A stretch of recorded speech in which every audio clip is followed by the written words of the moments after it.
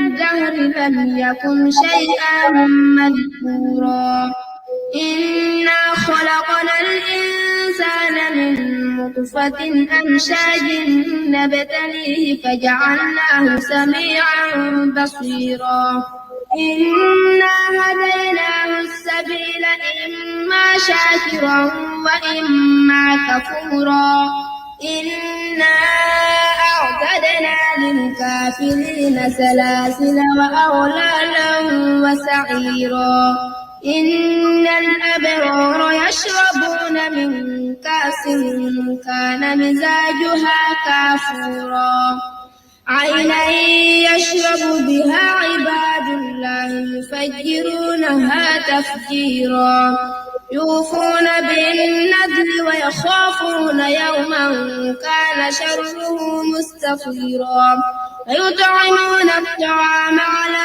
حبه مسكينا ويتيما واسيرا إنما نطعمكم لوجه الله لا نريد منكم جزاء ولا شكورا إنا نخاف من ربنا يوما عبوسا قمطريرا فوقاهم الله شر ذلك اليوم ولقاهم نضرة وسرورا وجزاؤهم بما صبروا جنة وحريرا متكئين فيها على الأرائك لا يرون فيها شمسا ولا زمهريرا ودانية عليهم ظلالها وذللت قطوفها تذليلا ويطاف عليهم بآنية من فضة وأكواب. Assalamu alaikum wa rahmatullahi wa barakatuh. À tous ceux qui nous suivent à travers le monde, Oussaz Diané est pour vous servir comme tous les dimanches de 19h.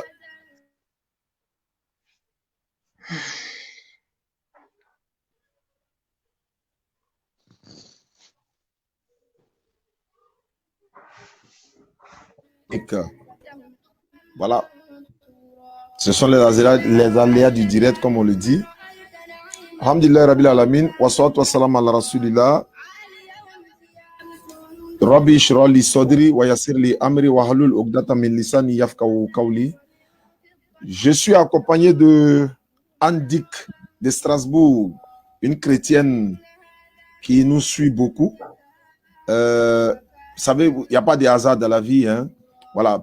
La preuve en est qu'on peut être musulman et être ami à des chrétiens, qu'ils soient femmes ou hommes.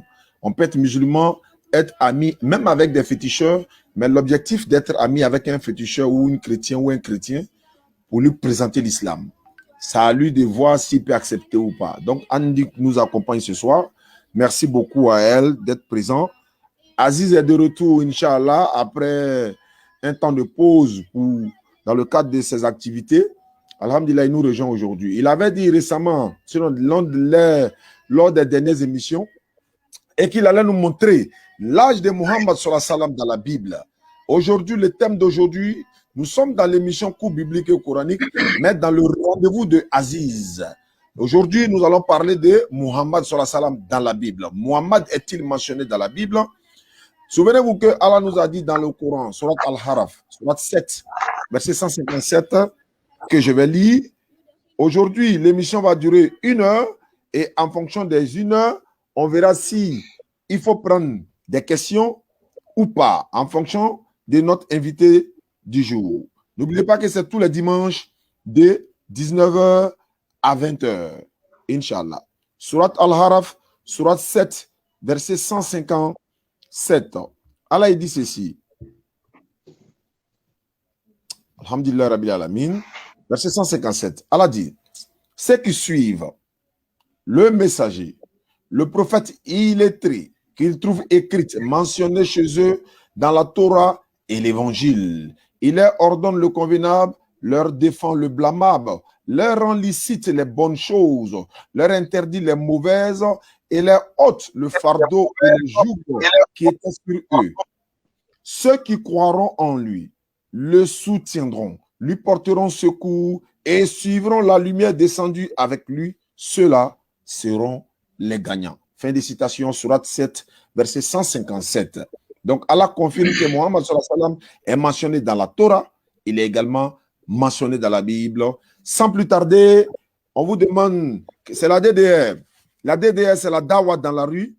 Voilà, nous sommes sur terrain pour faire la promotion de l'islam, parler de l'islam, convertir les gens au maximum en islam. À l'heure où je vous parle, Ismaël Aka est au bureau en train d'échanger avec deux frères chrétiens qui sont venus pour comprendre des choses. S'ils veulent se convertir, il va me faire signe, on va les amener ici au labo, ils vont se faire la conversion en direct ou Ismaël va le faire, il va filmer et puis après on va retransmettre, Inch'Allah. Donc je vais laisser la parole à Andik d'abord. Bonsoir ma soeur Andik depuis Strasbourg. Bonsoir Oustaz, bonsoir Aziz et bonsoir à tous ceux qui nous écoutent. Bah, merci beaucoup Andik, merci pour ta sympathie, merci de nous avoir accompagnés. Elle est là pour poser des questions également. Elle va poser des questions, elle va essayer d'apporter des critiques. Elle n'est pas obligée d'être d'accord. C'est ça aussi le dialogue interreligieux. On échange, on n'est pas obligé d'être d'accord. Je vais passer la parole à notre invité du jour, Aziz Khan. Bonsoir. Assalamu alaikum Aziz, depuis l'Égypte. Wa alaikum salam wa rahmatullah wa barakatuhu. Et bonsoir Antik. Et fait salam à tout l'auditoire aussi. Merci beaucoup Aziz de nous accompagner ce soir encore une fois. Souvenez-vous que Aziz, ça fait je crois la 3e ou la 4e fois qu'il passe à l'émission. On va continuer de faire passer Aziz pour, n'est-ce pas, profiter de son enseignement. Beaucoup de personnes me demandent le YouTube d'Aziz, son Facebook et tout. Il m'a dit de m'occuper de tout ça. En toute humilité, il dit ça, occupe-toi de tout ça. Hein. Si tu veux, tu crées ce que tu peux. L'essentiel, si ne serait-ce qu'une seule personne peut attendre le message d'Allah, c'est le bien de tout le monde, Inch'Allah. On ne va pas tarder, comme je vous l'ai dit. Le thème de l'émission aujourd'hui, c'est Mohammed sallallahu alayhi wa sallam dans la Bible. Écoutez cette belle lecture du Coran avant qu'on revienne.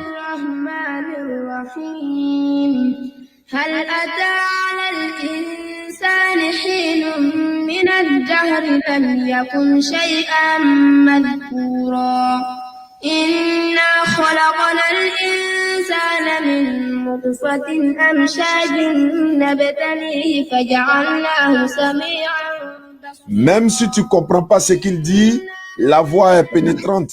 Elle est vraiment salmodiée. Ça donne l'envie d'écouter la lecture du Coran.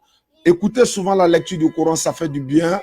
Allah, il dit, quand le Coran est lu, il y a des personnes qui pleurent à cause de, n'est-ce pas, la psalmodie du Coran, c'est-à-dire la belle lecture du Coran. Et cette lecture-là, beaucoup de personnes m'en ont demandé qui est en train de réciter le Coran ainsi. On m'a informé que c'est un jeune du Niger, hein, le Niger, et qu'il est aujourd'hui auprès d'Allah subhanahu wa ta'ala. Je n'en sais pas plus, mais j'ai l'audio dans mon WhatsApp. Beaucoup de personnes sont entrées en contact avec moi pour les envoyer. Dès qu'ils ont demandé la lecture, je leur ai envoyé. Qu'ils soient chrétiens ou musulmans ou bouddhistes, tous ceux qui me l'ont demandé, je les ai envoyés. Ça apaise le cœur. Aziz, salam alaikum mon frère. Bismillah, tu as la parole. Allons en profondeur. Wa alaikum salam wa rahmatullah wa barakatuhu. Allahumma salli ala Muhammadin wa ala ali Muhammadin. كما صليت على إبراهيم وعلى آل إبراهيم إنك حميد مجيد وبارك على محمد وعلى آل محمد كما باركت على إبراهيم وعلى آل إبراهيم إنك حميد مجيد وما محمد إلا الرسول قد خلت من قبل الرسل أفإن مات أو قتل انقلبتم على أعقابكم ومن ينقلب على عقبيه فلن يضر الله شيئا وسيجزي الله الشاكرين ما كان محمد أبا أحد من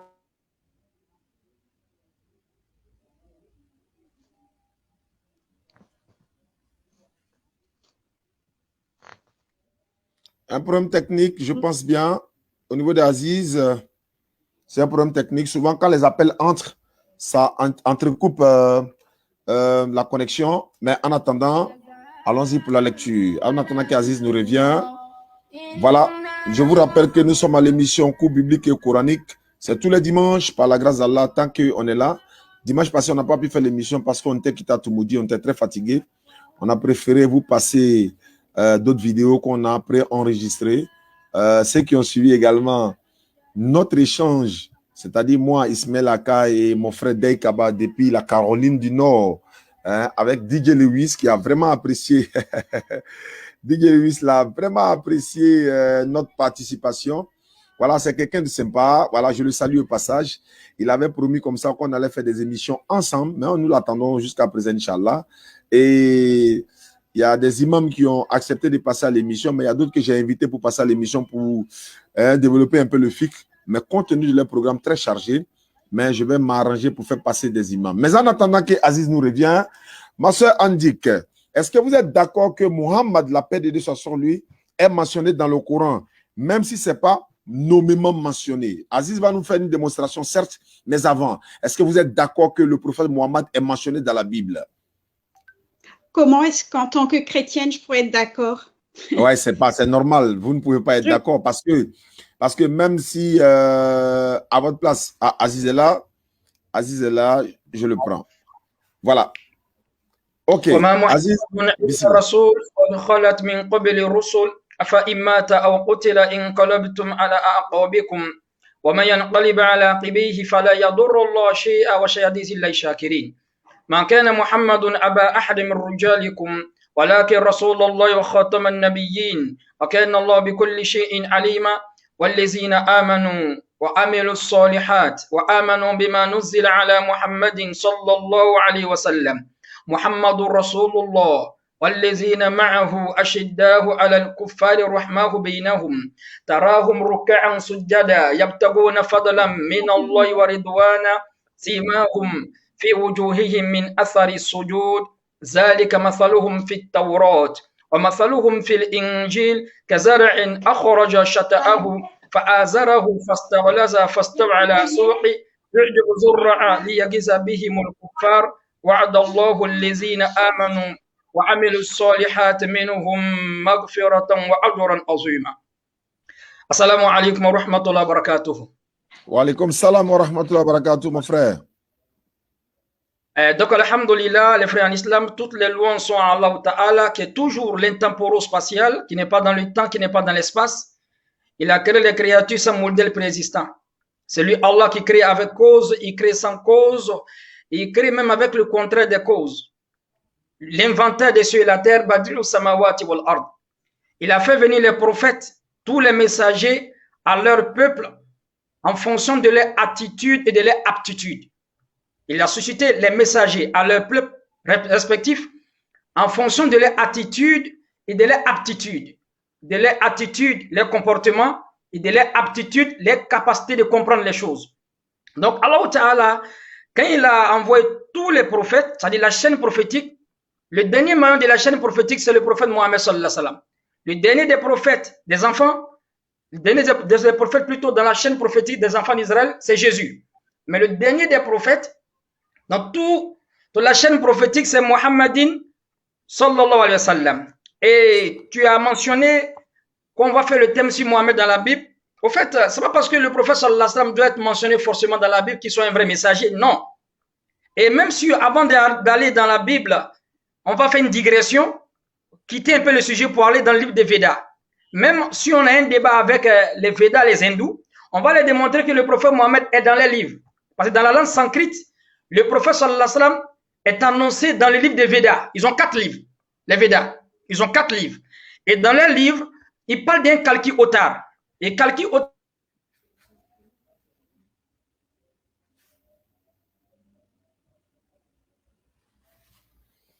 Aïe, aïe, aïe. Les aléas du direct. Les aléas du direct. Qu'Allah facilite. Qu'Allah facilite. Alhamdulillah Rabbil Alamin. Wassalatu wassalamu ala Rasulillah. Allahu Akbar. Aziz va revenir tout à l'heure. C'est aussi ça les aléas du direct. Voilà, la connexion à son niveau. Comme je le disais tantôt, quand tu reçois un appel, automatiquement, ça coupe la liaison. Donc, Inch'Allah, il parlait du Veda, le livre des hindous, Talkiota, comment il s'appelle, Zakir Naik, lorsque je le suis, parce que c'est quelqu'un que je suis très souvent, c'est-à-dire chaque jour pratiquement, voilà, il est très, parce que moi je vais ressembler à Zakir Naik par la mémoire, Inch'Allah. Avoir la sagesse de Ahmed Didat, et avoir l'éloquence d'Abdul Majid. Qu'Allah me le donne, Inch'Allah. Parce que Abdul Majid me disait comme ça, il dit, la connaissance dans ce domaine-là ne se développe que par amour pour la chose. Et il a également dit, ne vous prononcez pas sur des choses dont vous n'avez pas la connaissance et ayez le courage de dire également, je ne sais pas, quand vous ne savez pas. Qu'Allah le donne longue vie, qu'Allah le récompense. Alhamdulillah, vous êtes à l'émission Cours biblique et coranique. Restez scotchés. Aziz va venir tout à l'heure. Et quand il va faire son développement, on va voir en fonction du temps. S'il faut prendre des questions, voilà, par rapport au téléphone, on verra, Inch'Allah. N'oubliez pas, je salue ma fille Natacha Yanouch, voilà. Elle a commencé à faire des petits commerces, alhamdulillah. Surtout que ce sont des commerces, des vêtements islamiques. Donc, elle a partagé sur sa page Natacha Yanouch. Je vais la repartager sur ma page également. Les gars, allez-y payer pour vous de ma fille, là, pardonnez, sciencé, hein? Pour vous donner à votre femme. Hein? Oui, Aziz. Je pense qu'il y a un problème. Moi, j'ai la connexion. Il n'y a pas de problème chez moi. Je ne sais pas si c'est bon? De ton côté. Oui, oui. Bon, est-ce que tu n'as pas reçu d'appel? Non. Ok. D'accord, on va aller avec. Ce sont les aléas. Allons-y.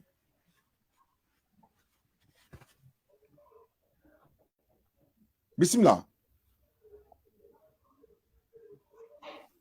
Donc, à la facilité. Donc, comme je disais, que le prophète sallallahu alayhi wa sallam, même dans la langue sanskrit, dans la langue des hindous, il est mentionné. Dans le livre des Védas, il est mentionné comme le Kalki Otar. Ça signifie l'élu. Et le Kalki Otar, il a une particularité. Son père s'appelle Vishnu Bhagat. Et Vishnu Bhagat, dans la langue sanskrit, ça signifie esclave de Dieu. Et ça rejoint le nom du père du prophète qu'on appelle Abdallah. Et le Kalki Otar, sa mère s'appelle Somanib. Et Somanib signifie Aminat. Ça signifie la quiétude, la tranquillité. Et ça rejoint encore le nom de la mère du prophète. Donc, dans la langue sanskrit, les hindous, dans leur égarement, le nom du prophète est mentionné. Ils attendent Kalki Otar.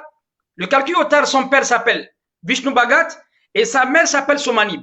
Donc, Allah, dans le Coran, il cite que le prophète, sallallahu alayhi wa sallam, il a été mentionné dans le livre antérieur. Ils ont dit que le prophète n'est pas un prophète.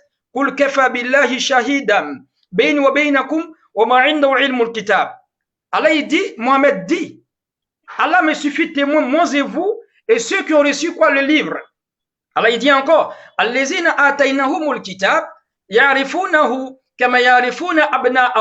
ceux à qui on a donné le livre, ils connaissent le prophète Mohammed sallallahu alayhi wa sallam comme de la manière ils connaissent leurs propres enfants. Et suite à ce verset, Abdullah ibn Salam, il dit, je crois que le prophète est messager d'Allah plus que mon propre enfant. On lui demande pourquoi. Il dit parce que mon propre enfant, ma femme peut me tromper, mais le prophète sallallahu alayhi wa sallam, sa véracité, la Torah et puis l'évangile ne peut pas me tromper.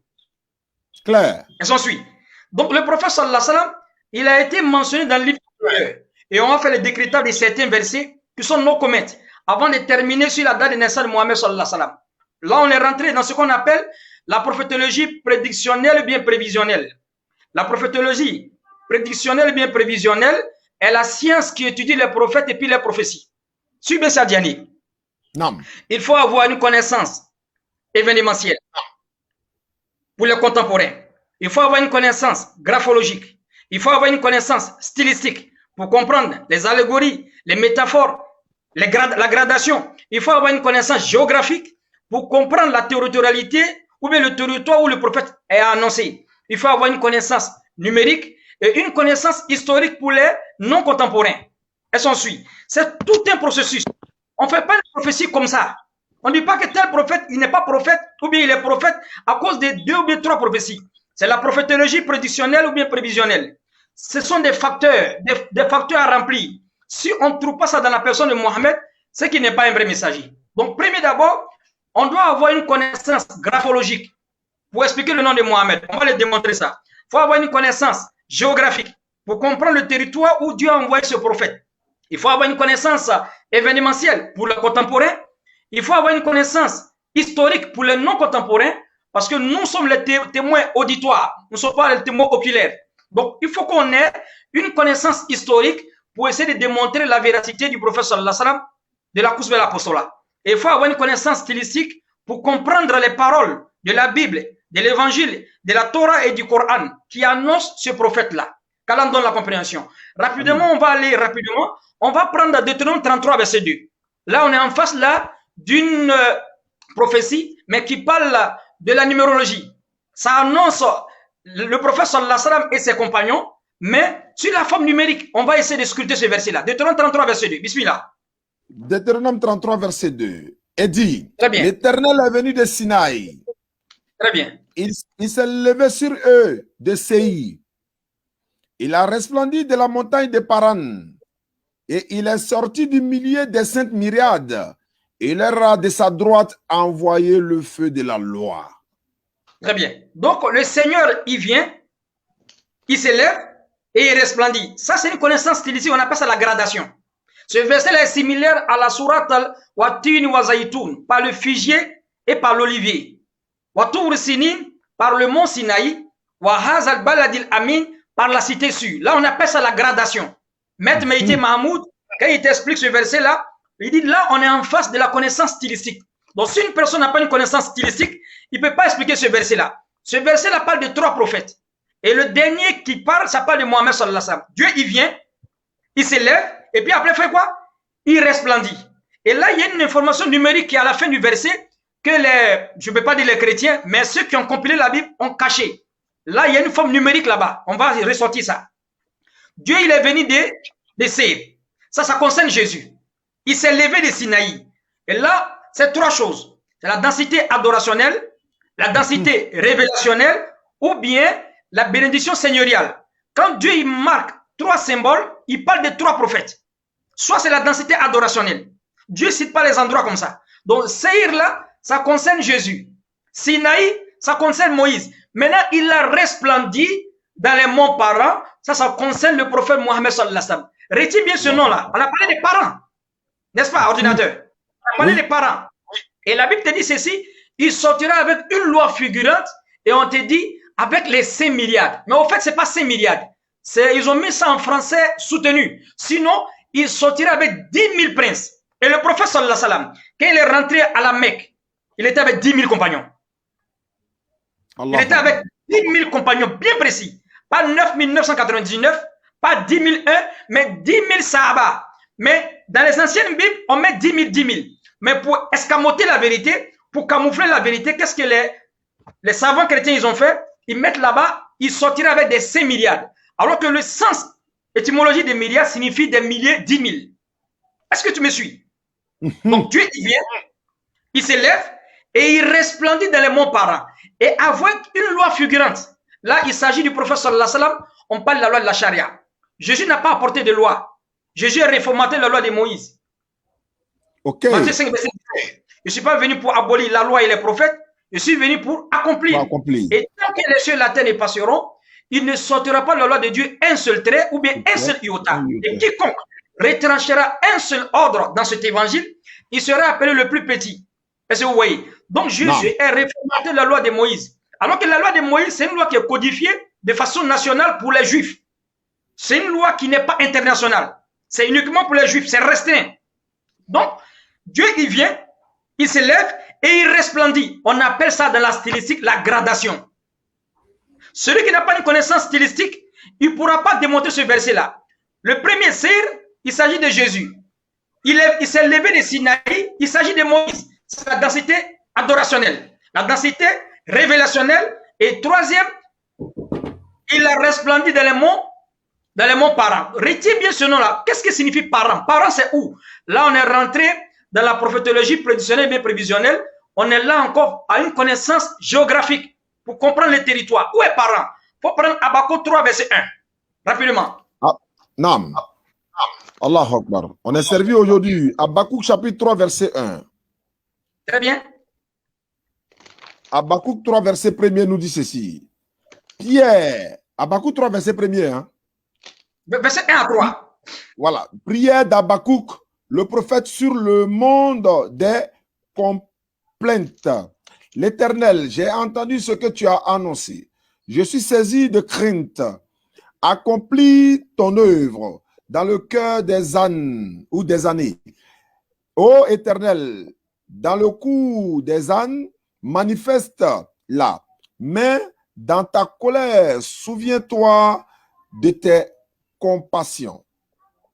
On continue au verset 3. Dans Habakkuk 3, verset 3, tu vas voir, c'est le mont parent là-bas. Vois au verset 1 jusqu'au verset 3. On parle des monts parents. La montagne des parents est citée là-bas encore. Nam. Il faut bien voir. Oui. C'est pas ça quel Bible tu utilises. C'est lu second, version 910. On dit Dieu vient de Théman. Théman. Le Saint vient de la montagne des parents. Arrête-toi là, arrête-toi là. Là, on est la connaissance géographique. Là, les territoires là qu'il est cité, on parle d'un saint. Dans Deutéronome 33, verset 2, on parle d'un, il répondit dans le mont parent. On parle du troisième saint. Et le saint encore est répété dans Habakkuk 3, verset 3. Dieu vient de Théman et le saint vient de la montagne des parents. Parents, c'est la montagne arabique qui entoure la Mecque. Là, on est dans la prophétologie prédictionnelle, bien provisionnelle. Ça, il faut comprendre, il faut avoir la connaissance géographique. On ne fait pas les prophéties comme ça. Là, on parle des monts parents. Mont parent, c'est la montagne arabique qui entoure la Mecque. Parents, c'est la montagne arabique qui entoure la Mecque. Souvent, on dit désert des parents ou bien les monts parents, ça concerne Mohammed sallallahu alayhi wa sallam. Et quand la Bible cite ça dans la Scripture, c'est juste pour montrer la densité adorationnelle, la densité révélationnelle ou bien la bénédiction seigneuriale. C'est tout. Donc, le saint qui vient à parent, le seul prophète qui est venu à parent, c'est le même prophète dans Deutéronome 33, verset 2. Dieu, il vient, il se lève, il resplendit. Le prophète qui a resplendi dans Deutéronome 33, verset 2, le même prophète qui a Habakkuk 3, verset 3, où on parle d'un saint qui est venu à parent. Maintenant, parent, c'est qui? Là, on rentre maintenant dans la connaissance généalogique. Il faut prendre Genèse 21, verset 21, rapidement. Genèse chapitre 21, verset 21. Je suis à la page. Alhamdulillah. Genèse 21, verset 21. Je lis la parole. Il habita dans le désert des parents et sa mère lui prit une femme du pays d'Égypte. Il s'agit là d'Ismaël. Ismaël habite dans le désert des parents. Après la bénédiction seigneuriale. Parce que Abraham a déposé sa famille dans le désert. N'est-ce pas? Très bien. Tu peux prendre Sourate 14, verset 37. Rapidement. On va voir, on va faire la similarité avec le Coran. Inch'Allah. Sourate 14, Sourate Abraham. Oui, verset 37. 14, verset 37. Excusez-moi, on m'a envoyé des applications que je ne veux pas. Sourate 14, verset 37. Je suis à la page. Voilà.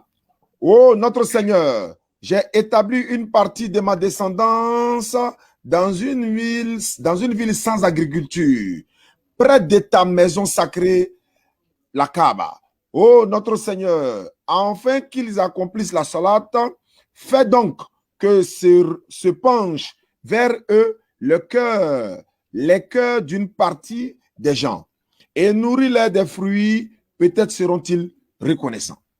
Très bien. Le verset il dit Rabbana inni askantum min zurriyatin bigayrin zirzara'in indaka albaytika muharrama Rabbana liyuqima as-salat faj'al af'idatan minan nas tahwi ilayhim warzuq minas samarat la'allakum tashkurun. Abraham a déposé sa femme dans un désert sans végétation. C'est la montagne des parents.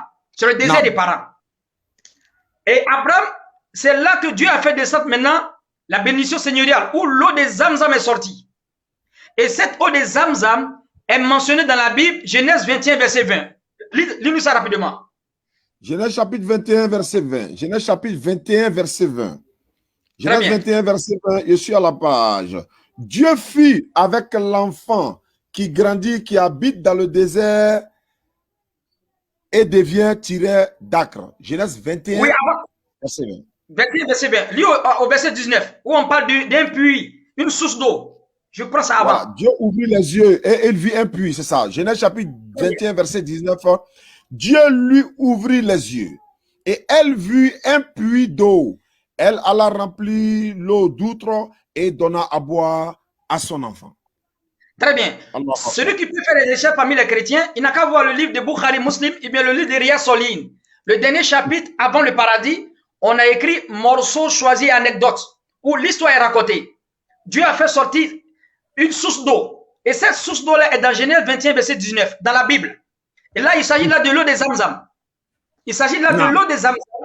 La bénédiction seigneuriale, quand Abraham, dans la sourate 14, verset 37, a déposé sa femme dans un désert sans végétation, Dieu a fait maintenant que l'eau a jailli. Mais la Bible pas de puits. Mais c'est une source. On appelle ça Zamzam. C'est l'eau de Zamzam qui est actuellement à la Mecque. Jusqu'à Qui présent, sort wallahi. jusqu'au jour de la résurrection. Et cette eau-là est dans la Bible. C'est mentionné dans la Bible. Et on dit que Abraham a eu un enfant qui s'appelle Ismaïl. Et Ismaïl, maintenant, il devient tireur d'arc. Ça, c'est la qualité des Arabes. Le prophète, sallallahu alayhi wa sallam, dans le livre de Bukhari, il passait, il a vu les Arabes sont tirer à l'arc. Il dit tirer au fils d'Ismaïl, car votre père Abraham, votre père Ismaïl était un vrai tireur. Donc, premier, là, on a la connaissance historique. Pour voir, Ismaïl, il habitait dans le désert des parents. Habakkuk 3, verset 3, on parle de mon parent. Et de Deutéronome 33, verset 2, on parle de la montagne des parents. Il ne peut pas s'agir de quelqu'un sauf Mohamed. Parce que le prophète Mohamed, sallallahu alayhi wa sallam, il est descendant de quoi? D'Ismaïl. Est-ce que tu me suis? Et maintenant, Ismaïl, alayhi salam, le fait qu'ils ont parlé des Zamzam dans la sourate 34, dans la sourate 14, verset 37, où Abraham dit, j'ai déposé ma famille dans un désert sans végétation à côté de ta mosquée sacrée. Et cette mosquée-là est dans la Bible. Somme 60, Somme 84, verset 7, Ésaïe 60 plutôt. Le nom de cette maison est dans la Bible. Donc, il faut le lire rapidement. Somme 84, verset 7. Somme 84, verset 7. Somme 84, le verset 7. Voilà, Somme 84, verset 7. Leur force augmente pendant la marche et ils se présentent devant Dieu à Sion. Non, on parle d'une vallée de Baka. Il ne sait pas c'est quelle Bible tu as. On parle d'une vallée de Baka. Oui, 84, verset 6. Lorsqu'il traversait la vallée de Baka, il la transforme en un lieu plein. Ouais. Très bien. On parle d'une vallée de Baka. Qu'est-ce que signifie Baka? On va laisser, on donne peut-être un devoir à domicile, un essai à domicile à tous les chrétiens de nous montrer qu'est-ce qu'on appelle Baka. Baka, c'est l'un des noms de la Kaaba. Pour retrouver ce nom-là, au fait, Allah, il a fait exprès, il a gardé jalousement ce nom-là, ce nom Baka dans la Bible, Somme 84, verset 7, ce même nom est dans le Coran, Sourate 3, verset 96. Lis-nous ça rapidement. Sourate 3, verset 96. Oui, allons-y, ma soeur. Vallée de Baka, c'est la vallée des pleurs. Oui, mais on parle de Baka. Le mot Baka. Est-ce que tu me suis? Oui, mais pour moi, Baka, c'est marqué en dessous en note vallée des pleurs. Non, ils ont traduit par Baka, mais au fait, le sens de Baka n'est pas vallée des pleurs. Pourquoi? Parce que le nom Baka est dans la Bible. Et le nom Baka est dans le Coran. On va lire la Sourate 3, verset 96. On va voir à quoi ça fait allusion. La première maison qui a été édifiée pour les gens, c'est bien celle de Baka. Très bien. Donc ce mot-là, c'est le nom de la Kaaba. C'est le premier nom de la Kaaba qu'on appelle Baka. Et là, on est en face là de la prophétologie prévisionnelle et prévisionnelle. On est en face là de la connaissance géographique. La vallée de Baka, ça fait allusion, même Genèse 21, verset 19, où on parle d'une puits, la source. Baka, c'est le nom de la Kaaba, mais c'est le premier nom que Dieu a gardé jalousement pour dire aux chrétiens que le Baka de la Bible est même le Baka du Coran. Et maintenant, on va corroborer avec un autre verset encore, Ésaïe 60. On va lire, là, ça parle du Hajj et ça parle même du sacrifice à la Mecque. Bismillah. Ésaïe 60, verset 1er. Lève-toi, sois éclairé, car ta lumière arrive et la gloire de l'Éternel s'est levée sur toi. Voici, les ténèbres couvrent la terre et l'obscurité les peuples Mais sur toi, l'Éternel se lève, sur toi, sa gloire apparaît.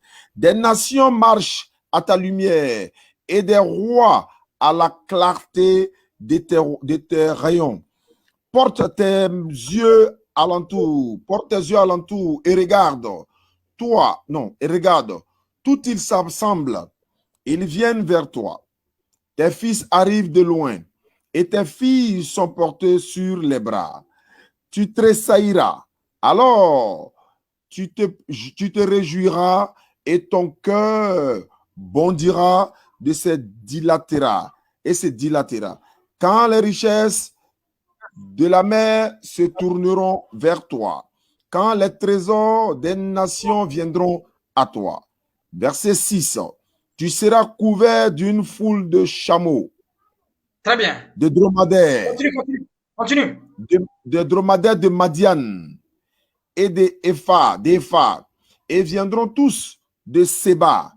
Ils porteront de l'or et des encens et publieront les louanges de l'Éternel. Oui, mais au fait, il y a, dans le verset même, on parle des béliers de Nebayot. Je ne sais pas si tu as vu le verset là-bas. On parle des chameaux et il y a un nom qui est marqué, c'est le nom du premier fils d'Ismaël. Il s'appelle Nebayot. On peut trouver ça dans Genèse 25, verset 13. Le premier fils d'Ismaël s'appelle Nebayot. Je ne sais pas si tu vois le verset, je ne sais pas quelle Bible tu utilises. En face de moi ici, moi je peux lire, tous les gens de Saba viendront. Et tous les petits bétails de Kédar seront rassemblés pour toi. Et les béliers de Nebayot, les chrétiens peuvent voir ici chez eux, les béliers de Nebayot seront pour tes offices. Je continue. Ils monteront sur mon autel. Nebayot, c'est ça, c'est écrit sur moi. Très bien. Qui est Nebayot? Là, je garde là. Qui est Nebayot? Là, on est en face là de la connaissance généalogique. Il s'agit du premier fils d'Ismaïl. On parle des afflux de chameaux. Les gens viennent de partout. Ça parle du pèlerinage à la Mecque. Et ça parle du sacrifice le 9e puis le 10e jour de la fête de Tabaski. Est-ce que tu me suis? Oui. Et maintenant, on parle des béliers de Nebayot. Nebayot, c'est le premier fils d'Ismaïl. Il faut nous lire Genèse 25, verset 13, rapidement. Genèse chapitre 25, verset 13. Je suis à la page. Genèse 25, verset 13. Voici les noms des fils d'Ismaël, par leur nom, selon leur généalogie. Nebayot, premier-né d'Ismaël, Kéda, Abel et Ehud. Très bien. Là, c'est la nation arabe. Le prophète, il vient d'Ismaël. Ismaël, son premier fils s'appelle Nebayot. Mais dans la sourate, dans le verset 60, où on parle du pèlerinage, les gens vont venir des afflux de chameaux, les béliers de Nebayot. Chose pour dire que ça va se centrer sur l'Arabie Saoudite. Là, on est en face là d'une connaissance géographique. Aucun chrétien ne fait de ces jeux. Clair. Aucun chrétien. Donc, je continue encore. Tu vas prendre maintenant où la Bible te dit, ça c'est le cache-mâchoire, où on te dit oracle de l'Arabie. Oracle de quoi? De l'Arabie. On n'a pas dit oracle de Jérusalem, on n'a pas dit oracle d'Israël, on parle de oracle de l'Arabie. Et je vais dire aux frères chrétiens, ce verset là parle de la bataille de Badr, la première bataille en islam. Et ça parle de la fuite du prophète, où ils ont chassé le prophète, c'est dans la Bible. Lis-nous Ésaïe 21, verset 13. Ésaïe 21, verset 13. Verset 13. Cours biblique et coranique, prenez note s'il vous plaît. L'enseignement est très important. Ésaïe 29, non, Ésaïe 21, c'est ça? Ésaïe 21, verset 13. Oracle sur l'Arabie. Très bien. Oracle sur l'Arabie. C'est pas si Israël, c'est Arabie Saoudite. On parle de l'Arabie. Continue maintenant. Oracle sur l'Arabie. Vous passerez la nuit dans les broussailles de l'Arabie, caravane de Dédan. Continue. Le verset continue. Okay, d'accord. Portez de l'eau à ceux qui ont soif. Les habitants du pays de Théma portent du pain aux fugitifs, car ils fuient devant les épées, devant l'épée nue, devant l'arc tendu, devant un combat acharné. Qui a fui? Allahu Akbar. Le prophète sallam. Arrête-toi là. On dit il fuit. Je vais lire encore là, tu vas bien entendre. La Bible te dit ceci, proclamation sur l'Arabie. Vous allez passer la nuit dans la forêt en Arabie, caravane de Dédan. Allez à la rencontre des assoiffés, apportez de l'eau aux habitants de Témè. Allez devant les fugitifs. Ils s'enfuient devant les épées, devant l'arc déchaîné, devant l'arc tendu. Qui c'est qui a fui? Là, on est sur la prophétologie prédictionnelle et bien prévisionnelle. Qui a fui? C'est le prophète sallallahu alayhi wa sallam. Tu peux trouver ça dans la sourate Anfal, verset 30. Allah, il parle la fuite du prophète sallallahu alayhi wa sallam dans le Coran. Lis-nous ça rapidement. C'est similaire à ce verset-là. Surat Anfal, verset 30.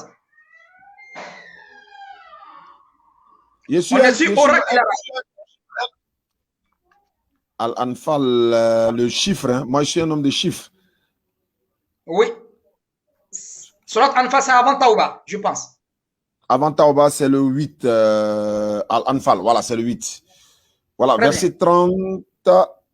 Voilà. Surat Al-Anfal, surat 8, verset 30. Je suis à la page. Très bien. Et rappelle-toi, le moment où les mécréants complotaient contre toi pour t'emprisonner. Très bien. Ou t'assassiner. Non. Continue. Ok. Ou t'assassiner, ou te bannir. Ils complotaient, mais Allah fait échouer leur complot et Allah est le meilleur en stratégie, en stratagème. C'est le complot qu'Allah a expliqué dans Isaïe 21, verset 13. وَإِذْ يَمْكُرُ بِكَ الَّذِينَ كَفَرُوا لِيُثْبِتُوكَ أَوْ يَقْتُلُوكَ أَوْ يَخْرُجُوكَ وَيَمْكُرُونَ وَيَمْكُرُ اللَّهُ وَاللَّهُ خَيْرُ الْمَاكِرِينَ. Quand ils ont comploté pour t'assiéger, pour te tuer, pour t'expulser. Pourquoi? Pour t'expulser. Et la Bible dit ceci, devant tous les pays tendus, il fuit. Le prophète est quitté de la Mecque pour aller à Médine, la nuit. C'est dans la Bible. Ça, c'est historique. Voici, on est là, en face là, de la prophétologie prédictionnelle et bien prévisionnelle d'Yani. On est à avoir une connaissance géographique, une connaissance historique pour les non contemporains, une connaissance événementielle pour les contemporains, une connaissance graphologique, une connaissance stylistique et une connaissance géographique. Là, on est en face là d'une connaissance géographique. On dit oracle de l'Arabie. C'est pas oracle d'Israël. C'est pas oracle de Jérusalem. Oracle de l'Arabie. On te dit, il s'enfuit. Le seul prophète qui a fui en Arabie où les gens voulaient le tuer, c'est le prophète sallallahu alayhi wa sallam, Ésaïe 21, verset 13 à 17, et dans la sourate Anfal, verset 30. Et il y a quelque chose encore. Après la fuite, dans l'histoire, qu'est-ce qui s'est passé? Un an après, il y a eu la bataille de Badr. Ça est dans la Bible. Continue la lecture, tu vas voir. Continue la lecture. Toujours Ésaïe 21, verset 13. Hein? Jusqu'à 17. Lis, tu vas voir, c'est mentionné un an après. Un an après, c'est ça que je vais entendre. Voilà. Car ainsi m'a parlé le Seigneur, encore une année comme les années d'une mécréance. Non, une mercenaire. Oui, mercenaire. Et c'est en fait de toute la gloire de Kédar. Très bien. Ouais. Continue. Okay. Il ne restera qu'un petit nombre de vieillards, de vaillants, n'est-ce pas, des vaillants archers, fils de Kédar, car l'Éternel Dieu d'Israël l'a déclaré. Là, ça parle de la première bataille en islam. Après la fuite, après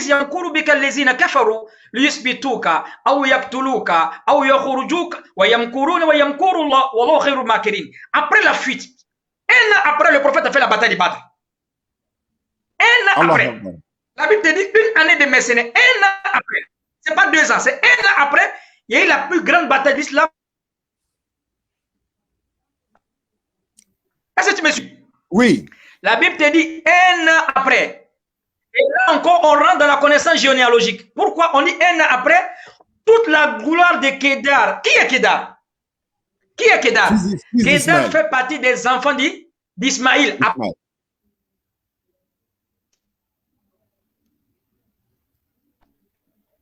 Est-ce que vous me suivez? Allons-y. Allons-y. Est-ce que vous me suivez? Oui. Donc là, on dit un an après.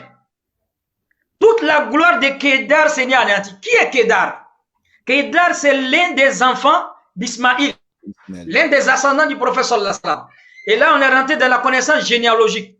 Et quand tu vas voir, dans la généalogie du prophète sallallahu alayhi wa sallam, Kédar, il s'appelle Adnan. On va lire Mohamed bin Abdullah, bin Abdul Muttalib, bin Hashim, bin Abdul Manaf, bin Qusay, bin Qilab, bin Murra, bin Kab, bin Kinana, bin Louay, bin Gilab, bin Fir, bin Malik, bin Nadr, bin Khuzayma, bin Mudrika, bin Lias, bin Mudar, bin Nazar, bin Ma'ad, bin Adnan. Adnan. Allahu Akbar, Allahu Akbar, Allahu Akbar. Allahu Akbar. Aziz va revenir tout à l'heure. J'espère qu'il n'est pas déchargé. Aziz va revenir tout à l'heure. Wallahi. Ma soeur Anne, oui. J'espère que vous prenez note.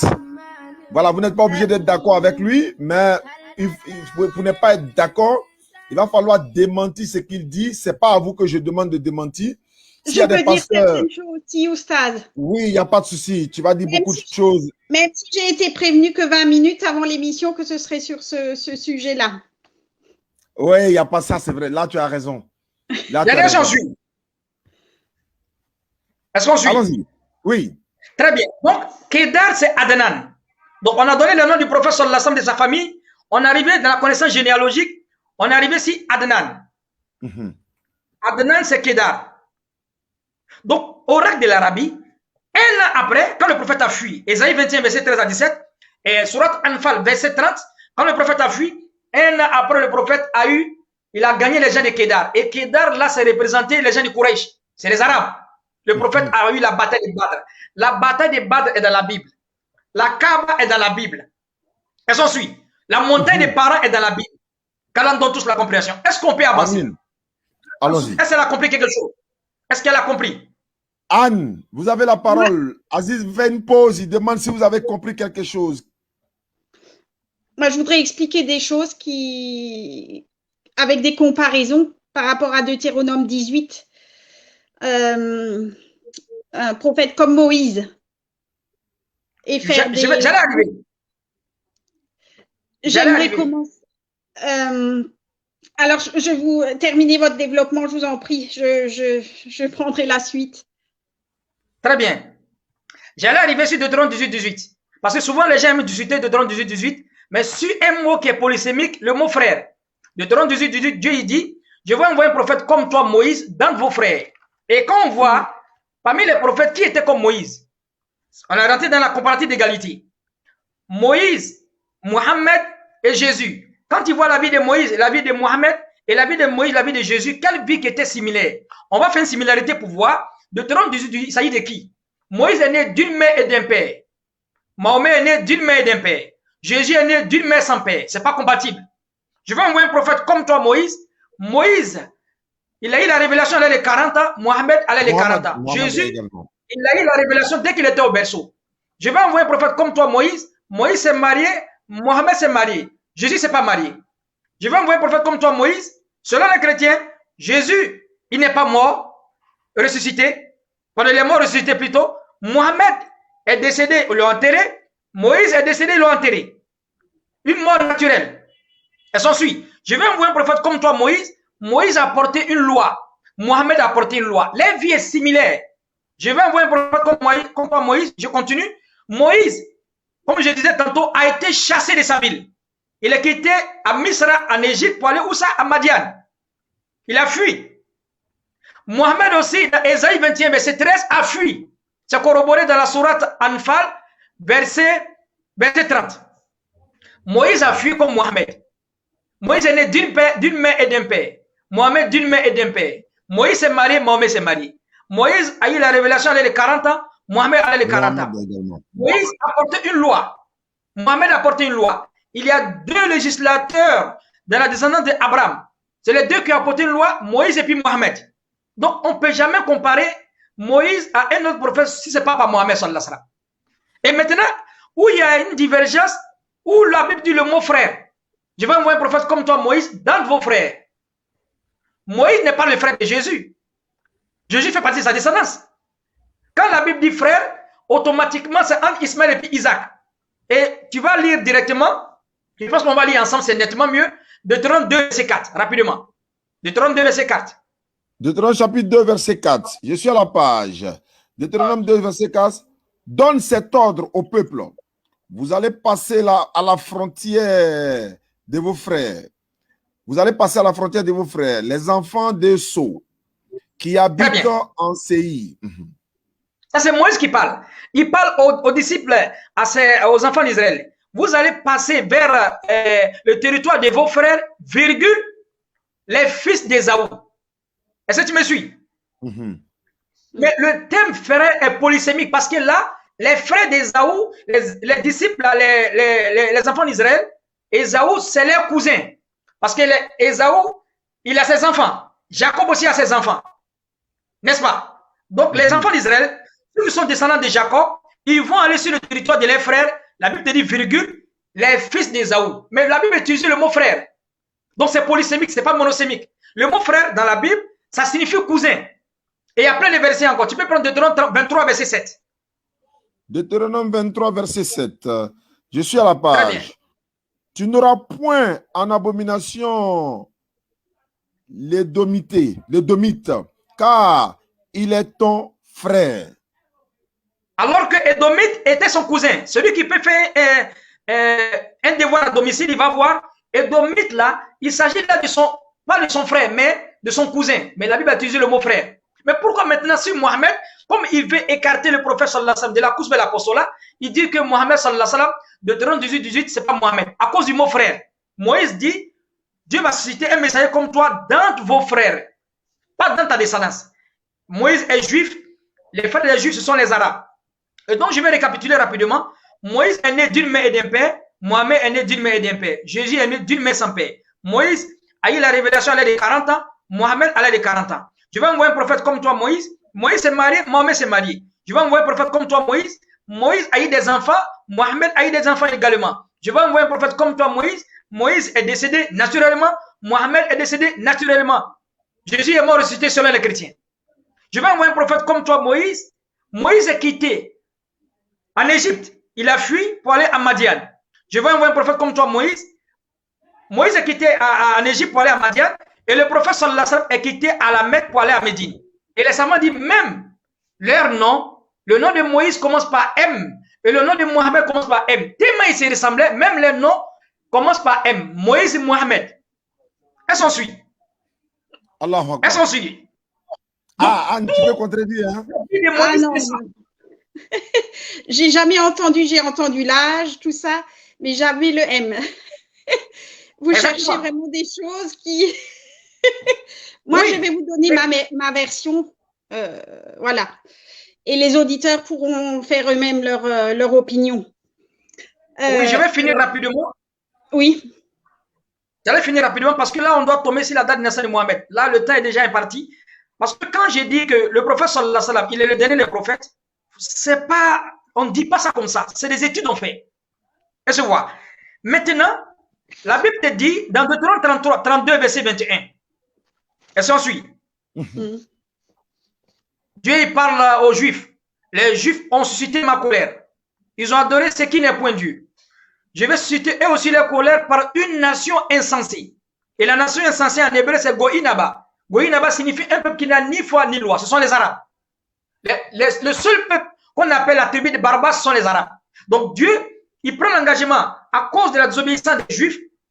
Il va susciter leur colère avec une nation insensée. Quelle est cette nation insensée là, ma soeur? Quelle est cette nation insensée? Jésus va nous dire ça dans Matthieu 21, verset 43. Le royaume des cieux vous sera enlevé et il sera donné à une nation qui emportera les fruits. C'est-à-dire, si une chrétienne ou bien un chrétien, il va peut-être chercher à prendre ce verset de 38-18 pour mettre ça sur Jésus, il se trompe lamentablement. Parce que Moïse, il n'est pas Dieu. Chez les chrétiens, Jésus est Dieu. Mais je veux envoyer un prophète comme toi, Moïse, automatiquement, Moïse et Mohamed n'a pas été appelé Dieu par les musulmans. Moïse n'a jamais été appelé Dieu par les juifs. Ils ont aimé Moïse. Mais Jésus a été appelé Dieu, fils de Dieu par les chrétiens. Donc, la vie de Moïse, la vie de Mohamed, c'est la même chose. Et maintenant, si on rentre maintenant sur la forme numérique, le prophète sallallahu alayhi wa sallam, sa date de naissance est dans la Bible.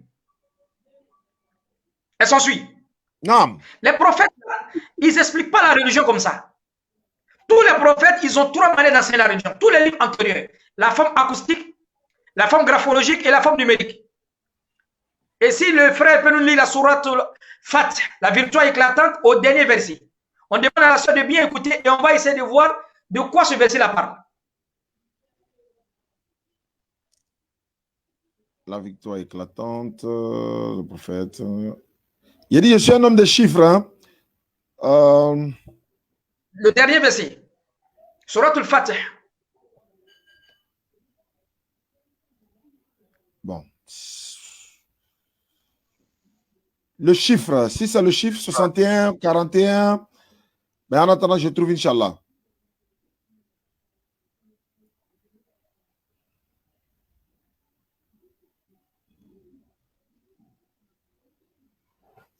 Bon, tu continues, hein, parce que là, je ne trouve pas le chiffre. Voilà. Sourate al-Fatih, je pense que c'est 46. Sourate al-Fatih. La victoire éclatante.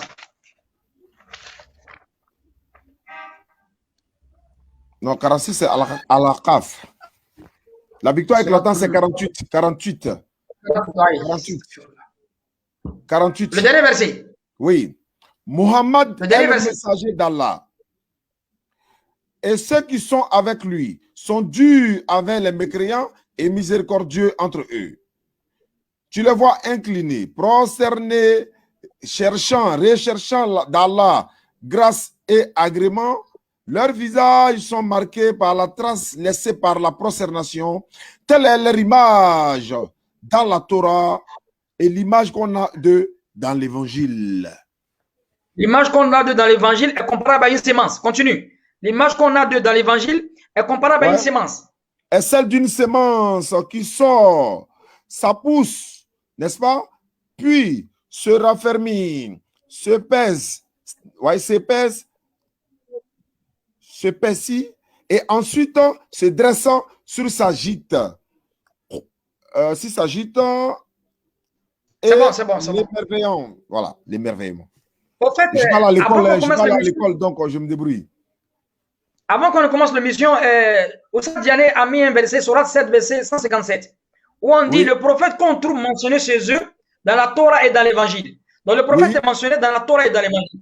Et le verset de la Sourate al-Fat vient corroborer. Cette fois-ci, Dieu nous montre comment le prophète et puis ses compagnons sont cités dans la Torah et dans l'évangile. Zalika masalun fi Tawrat. C'est comme ça on a parlé du prophète Mohammed et de ses compagnons dans la Torah. Les visages est marqué par quoi? Par le signe de la prosternation. Zalika masalun fi Tawrat. C'est comme ça ils sont mentionnés dans la quoi? Dans la Torah. Et Dieu continue en disant wa masalun fil injil kazar'in akhraja shata'ahu fa'azarahu fastaghlaza fastawa ala suqi. Et l'image qu'on donne d'eux, c'est-à-dire du prophète et puis ses compagnons dans l'évangile, il y a une trace, est comparable à une sémence. Parce que l'évangile est rempli de paraboles, d'allégories, de paroles stylistiques. Donc, l'image qu'on donne d'eux dans l'évangile est comparable à quoi? Frère Diané, est comparable à une sémence. N'est-ce pas? Une sémence. Ça correspond directement à Matthieu 13, la parabole de la sémence. Tu peux nous lire ça rapidement? Allahu Akbar. Il faut lire un peu rapidement parce que c'est un peu long. Oui, Matthieu chapitre 13, verset 1er. En ce même jour, Jésus sortit de la maison et s'est assis au bord de la mer. Une grande foule s'étant rassemblée auprès de lui. Il monta dans une barque et il s'est assis. Toute la foule se tenait sur le rivage. Il leur parla en parabole sur beaucoup de choses. Et il dit, une sémence sortit pour s'aimer. Comme il s'aimait, une partie de la sémence tomba le long du chemin. Les oiseaux vinrent et la mangèrent. Une autre partie tombe dans les endroits pierreux, où elle n'avait pas beaucoup de terre. Elle n'avait pas beaucoup de terre. Elle l'avait aussitôt, parce qu'elle ne trouva pas un sol profond. Mais quand le soleil parut, elle fut brûlée et sécha. Toute sa racine, sécha toutes des racines. N'est-ce pas? Non, faute des racines. Oui. Faute des racines. Une autre partie tomba parmi les épines. Et les épines montaient et l'étouffaient. Je continue? Continue jusqu'à où Jésus donne les 3 chiffres. Continue. Ok. Une partie tomba dans la bonne terre. Elle donna du fruit un grain sans. N'est-ce pas? Une autre 60 et autre 30. Voilà. Mais arrête-toi là. On va demander à la sœur, elle n'a qu'à essayer de voir le verset, même si dimanche prochain, mais on demande à tous les chrétiens. Parce que là, on est en phase de la connaissance numérique. Les prophètes ne parlent pas comme ça. Jésus n'est pas un professeur de maths. Il n'est pas un professeur de maths, il est en train de parler des chiffres. Il parlait des semeurs. Et là, tu prends Matthieu 13, ça parle de la parabole de la sémence. Alors que Dieu nous dit dans le Coran que Jésus est mentionné, le prophète est mentionné dans l'évangile en parabole d'une sémence. Et là, on est là en Matthieu 13, on est en face là de la parabole de la sémence. Et Jésus donne des exemples, des semeurs qui ont semé dans les endroits où ça n'a pas donné. Et le dernier semeur, ça a donné un grain, 100, un grain, 60 et un grain, 30. Moi, je pose la question à la sœur et à tous les chrétiens. Pourquoi Jésus donne ces chiffres-là? Question. Mais pourquoi il donne ces chiffres-là? Ce n'est pas un professeur de maths, on n'est pas à l'école. Au fait, il est en train de donner la date de naissance de Mohammed sallallahu alayhi wa sallam, de façon numérique. Et on va faire les calculs. Un grain, 100, un grain, 60 et un grain, 30. Et celui qui dit que pourquoi on est en train de calculer, il ne connaît pas les prophètes. Parce que juste à la fin du verset, Jésus dit, que ceux qui ont les oreilles pour entendre, entendent. Car il n'y a rien de caché qui ne doit être découvert et rien de secret qui ne doit être mis à jour. Pourquoi il a dit ça? Ouais. Pourquoi il a dit ça? Il n'y a rien de caché. Rien de caché qui ne doit être découvert et rien de secret qui ne doit être mis à jour. 1 grain 100, 1 grain 60, 1 grain 30. Ça, c'est la bonne terre. Quand tu additionnes, ça fait combien? Additionne. Il faut additionner, ça fait combien? 190. Hein? 190. Et ça, c'est la bonne terre. Et maintenant, il y a 3 semeurs. Avant la bonne terre, il y a 3 semeurs. Quand tu vas multiplier 190 par 3, ça fait combien? Essaye de calculer rapidement. Anne, 190 par 3. Bah déjà, 200 fois 3, ça fait 600. Oui, ça fait moins que 600. 190 par 3, ça fait 570. Oui. La date de naissance le du prophète. Il est né en 570. Oui. Là, on est là, la connaissance numérique. Maintenant, si les chrétiens disent pourquoi on a calculé, on va les ramener dans Josué 6,14. Faut lire Josué 6,14 rapidement. Josué 6,14. On va leur poser la question, qu'est-ce que Josué a fait? Ils ne pourront pas nous répondre. Nous sommes dans l'Ancien Testament.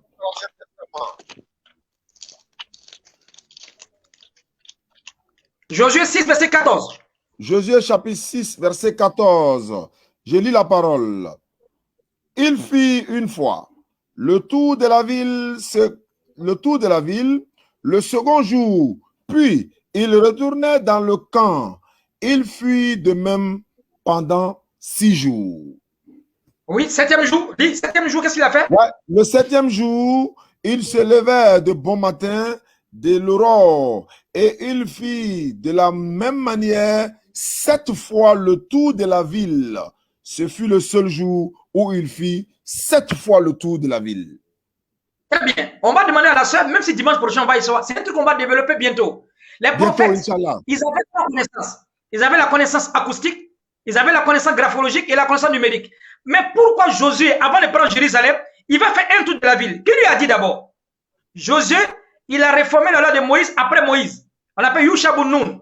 Il a fait le tour de la ville une fois, il retourne à la maison, 2e jour, 2e fois, 3e jour, mais le 7e jour, il a fait 7 fois. Ça fait combien? Diane, ça fait combien? Allahu Akbar. Pourquoi Josué, au lieu de faire les 13 tours en même temps, il va faire un tour, il se retourne, il va faire 2 tours, il se retourne. Ceux qui disent que le prophète sallallahu alayhi wa sallam, il a inventé le Hajj, où les musulmans ils vont faire la circumambulation à la Kaaba, on s'en donné une pierre. Josué a fait quoi là? Josué a fait la circumambulation. Claire. Qui a inspiré à Josué? Qui lui a inspiré? Demandez aux chrétiens qui a inspiré à Josué. Qui a inspiré à Josué? Il a fait des tours 1 fois, 2 fois, 3 fois. Et le 7e jour, il fait 7 tours. Ça fait 13. Ça veut dire quoi les 13? Là, on est rentré dans la forme numérique. La DDR est en marche. Ça, Aziz va nous donner la réponse dimanche prochain. Dimanche prochain, parce que le thème est très long et très vaste. Je pense que l'émission, nous avons déjà 1 heure d'émission. Beaucoup de personnes sont connectées. Nous avons 1638 personnes en ligne. Allahu Akbar. C'est quand même important de savoir que nous sommes suivis à travers le monde. C'est l'islam qui gagne dans tout ce que nous sommes en train de dire aujourd'hui, Inch'Allah. Parce que si on veut développer ce thème-là aujourd'hui, on ne va pas finir. On a beaucoup d'autres thèmes à apprendre. On a des émissions où on fera les appels, uniquement les appels pour poser des questions sur les thèmes passés et présents. Si Andy a quelque chose à dire, avant que je donne la parole à Aziz pour voir si on peut conclure et se retrouver dimanche prochain, Inch'Allah. Andy, vous avez la parole. Oui, je voudrais juste donner, comme j'ai dit précédemment, les exemples. Moïse, l'enfant Moïse fut sauvé par Dieu. Jésus, l'enfant Jésus fut sauvé. Muhammad, lui, l'enfant ne fut pas sauvé par Dieu. Moïse fut transfiguré dans la présence de Dieu, son visage rayonna. Le peuple le craignit, mais il l'appela avec amour et l'exposa la parole de Dieu. Donc Jésus maintenant, Jésus fut transfiguré et tout son aspect rayonna. Ses disciples le craignirent, mais il leur exposa la parole que Dieu révélait. Muhammad ne fut jamais transfiguré, même après que l'ange Djibril lui parla. Le peuple l'honora en le suivant, croyant à son autorité plutôt qu'à celle de Dieu. du temps de Moïse. De nouveau, les prophéties de Moïse se sont accomplies. Pour Jésus, on parle des prophéties dans Matthieu 24. Pour Muhammad, sauf quelques allusions aux victoires militaires, Muhammad n'a jamais prononcé de prophétie qui se soit accomplie. De nouveau pour Moïse, Moïse s'est offert à Dieu pour porter les péchés de son peuple, l'expiation. Jésus a donné sa vie à la croix en sacrifice, prenant sur lui tous les péchés de l'humanité, donc c'est aussi expiation. Muhammad ne s'est jamais offert en expiation des péchés des autres. De nouveau pour Moïse, il a libéré son peuple de la servitude et de l'oppression des Égyptiens et les a conduits au pays promis. Dieu l'a choisi et l'a envoyé pour accomplir cette mission. Jésus libère ceux qui croient à sa crucifixion de la servitude, de l'oppression du péché. Il les conduit au pays promis, le royaume de Dieu. Muhammad n'a pas libéré de peuple de la servitude ou d'une oppression quelconque. Moïse fut de la lignée prophétique de Jacob, fils d'Isaac. Jésus fut de la lignée de Jacob, de par sa mère, Marie et Joseph.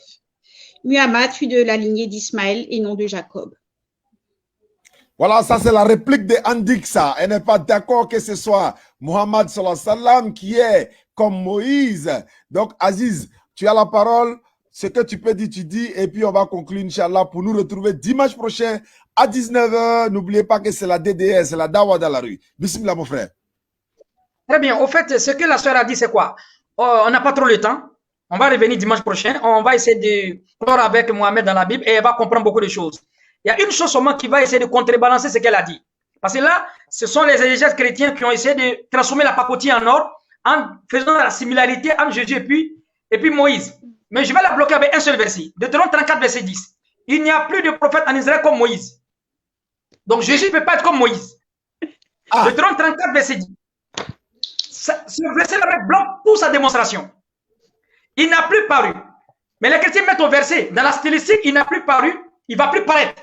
Maintenant, quand on dit aux chrétiens que ce verset-là montre qu'il n'aura plus de prophète en Israël comme Moïse, ils disent non. Le verset au passé, on va le ramener à l'ascenseur. Ésaïe 9,5, Ésaïe 7,14. Un enfant non né, le verset au passé. Et ils disent que c'est Jésus. Est-ce que tu me suis? C'est pas faux. Donc, Deutéronome combien? 34, verset combien? 10. Verset 10 doit faire taire notre sœur. Il n'aura plus de prophète en Israël comme Moïse. Donc Jésus ne peut jamais être comme Moïse. C'est impossible. Donc toute cette démonstration-là. Comme vous le citez souvent, Jésus n'est pas venu que pour les brebis d'Israël. Il est venu pour l'humanité entière. Non, mais si on dit ça, madame, si Jésus est venu pour l'humanité entière, Jésus est venu il est venu réformer la loi de Moïse, n'est-ce pas? Il est réformateur de la loi de Moïse. On est d'accord? Il faudra Matthieu 5, verset 17. On n'y arrivera pas. Matthieu 5, verset 17. Je ne suis pas venu pour abolir la loi et les prophètes. Quelle loi? La loi de Moïse. N'est-ce pas, chaque année? Non. Si Jésus est venu accomplir la loi de Moïse, est-ce que la loi de Moïse était universelle ou nationale? C'est là où on va te bloquer. Si la loi de Moïse était codifiée comment pour les Juifs, n'est pas internationale. Le message de Jésus qui était spirituel, son message est venu réformer la loi de Moïse qui était codifiée nationalement. Pourquoi maintenant étendre le champ de sa mission alors qu'il est venu réformer la loi de Moïse? Jésus n'est pas venu avec une loi. Jésus est le réformateur de la loi de Moïse. Alors que cette loi n'est pas universelle. Cette loi est restreinte uniquement pour les enfants d'Israël. Et Jésus te dit ceci, Matthieu 15, verset 24, « Je n'ai été envoyé qu'aux brebis perdues de la maison d'Israël. » C'est ce que je voulais développer. Il faudra faire une autre émission, il faudra développer tout ça, tous ces versets. Pourquoi m'appelles-tu bon? Tous les versets qui reviennent à chaque fois, je ne peux rien faire de moi-même. Ça, j'en ai des pages, mais on n'a pas le temps ce soir. Exactement. Exactement. Je profite de l'occasion pour dire merci à Andy pour sa sympathie, pour sa participation.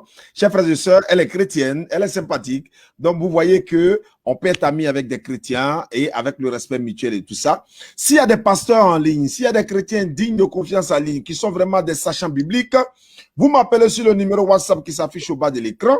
Vous nous appelez, on va vous introduire dans le studio pour organiser un débat entre vous et Aziz Khan sur le thème que vous voulez, entre vous et moi sur le thème que vous voulez, entre vous et Ismaël Aka sur le thème que vous voulez. Parce que beaucoup de personnes nous appellent pour dire, mais voilà, vous ne prenez pas des gens qui ont le niveau. Donc, je profite pour vous dire, vous pouvez nous appeler sur le numéro qui s'affiche au bas de l'écran. Après l'émission, entrez dans mon inbox WhatsApp, c'est un numéro WhatsApp, c'est un numéro direct également. On va organiser un débat, c'est chaque dimanche de 19h à 20h sur le thème que vous voulez. Si vous n'appelez pas qu'Adiz revient ici dimanche prochain, ne venez pas en commentaire pour dire non, elle n'a pas le niveau. Anne n'est pas là pour montrer qu'elle a le niveau ou pas.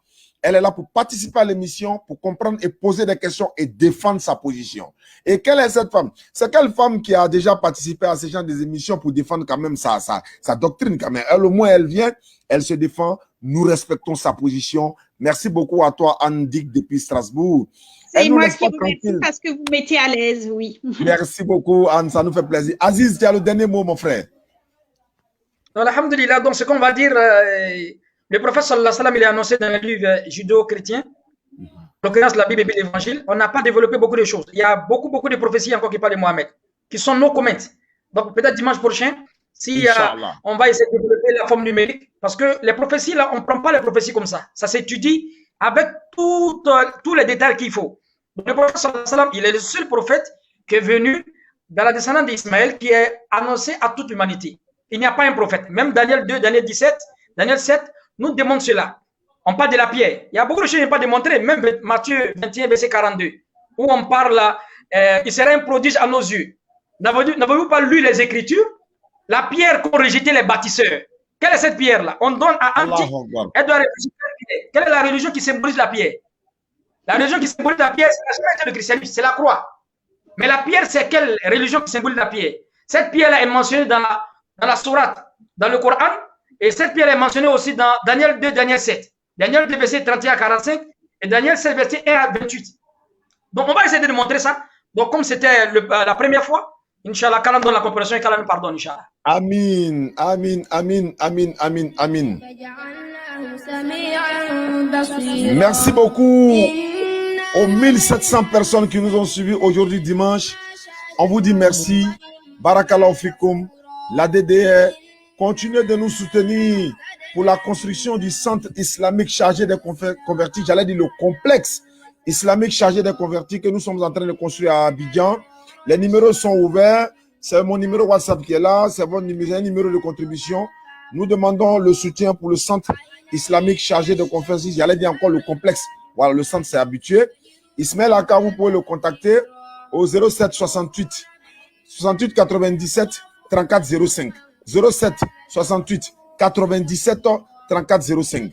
Il y a le Lechi également, c'est-à-dire la cagnotte qui est là. Elle est sur notre page.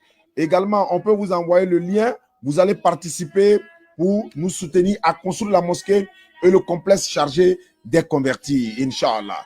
N'oubliez pas, je le disais tantôt, ma fille Natacha est en train de faire venir des colis depuis sa position.